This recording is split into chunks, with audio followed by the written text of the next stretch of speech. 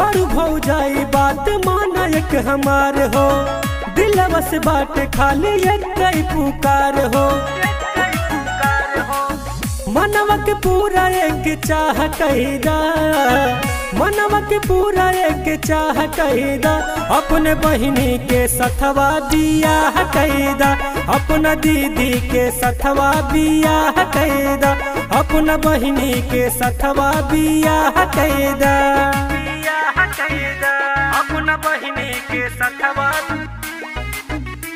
बियाह कहीदा।